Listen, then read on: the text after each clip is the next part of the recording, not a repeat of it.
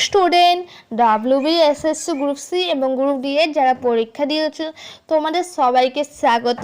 আজকের এই ভিডিওটা খুব গুরুত্বপূর্ণ, কারণ আজ আমরা এমন একটা বিষয় নিয়ে কথা বলবো যেটা এখন তোমাদের সবার মাথায় ঘুরছে, রেজাল্ট কবে আসবে। দেখো, পরীক্ষার আগে আমরা সবাই খুব সিরিয়াস থাকি। সকালে উঠে পড়া, রাত পর্যন্ত রিভিশন, মক টেস্ট দেওয়া, বারবার সিলেবাস শেষ করার চেষ্টা।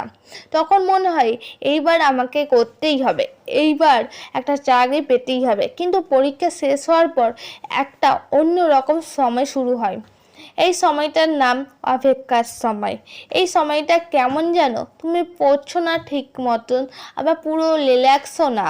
মাথার মধ্যে শুধু একটা চিন্তা, আমার কি হবে। তুমি হয়তো খেতে বসছো কিন্তু মাথায় ঘুরছে, ওই প্রশ্নটা ভুল হলো না তো, কাট অফ যদি বেশি যায়। তুমি ঘুমাচ্ছ, তবুও মনে হচ্ছে আর একটু ভালো করলে পারতাম।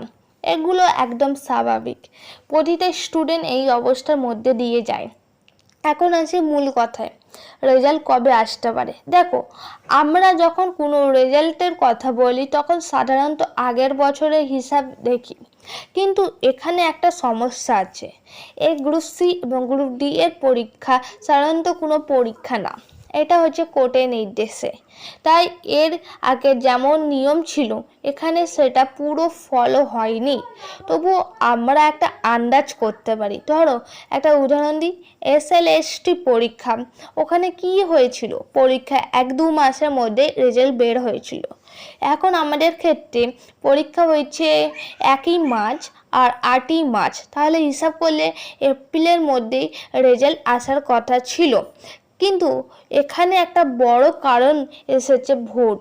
তোমরা সবাই জানো ভোটের সময় একটা নিয়ম চলে, নতুন কোনো রেজাল্ট, নতুন কোনো নোটিফিকেশান সাধারণত বের হয় না। কেন হয় না? ধরো একটা উদাহরণ দিই, তুমি একটা অফিসে কাজ করো, হঠাৎ করে অফিসে বড় কোনো ইন্সপেকশন শুরু হলো, তখন কি হয়? সব কাজ একটু স্লো হয়ে যায়, কিছু কাজ বন্ধ হয়ে যায়।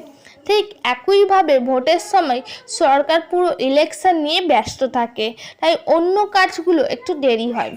তাই এখন যা হচ্ছে, রেজাল্ট বন্ধ না, কিন্তু দেরি হচ্ছে। এখন প্রশ্ন, কবে আসবে? সহজভাবে বললে, ভোট শেষ হওয়ার পরে সবচেয়ে আগে যদি কোনো রেজাল্ট বের হয় সেটি হবে WBSSC গ্রুপ সি এবং গ্রুপ ডি। তাই ধরে নিতে পারো মে মাসের 4 তারিখের পরে যে কোনো সময় রেজাল্ট আসতে পারে।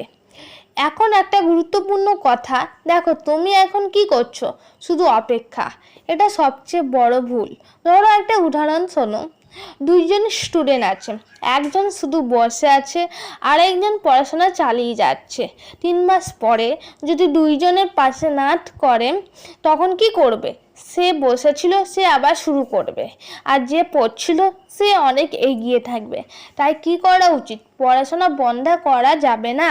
তুমি এখন প্রস্তুতি নিতে পারো SSC, রেল, আপার প্রাইমারি, কারণ এগুলো নিয়মিত পরীক্ষা হয়।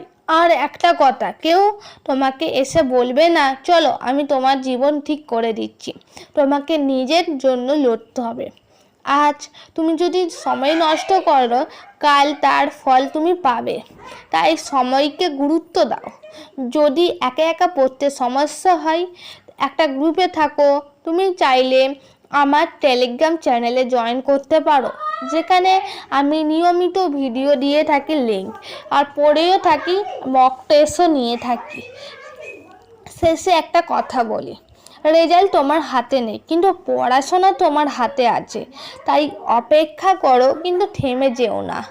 ধন্যবাদ, পড়াশোনা চালিয়ে যাও, হাল ছেড়ো না।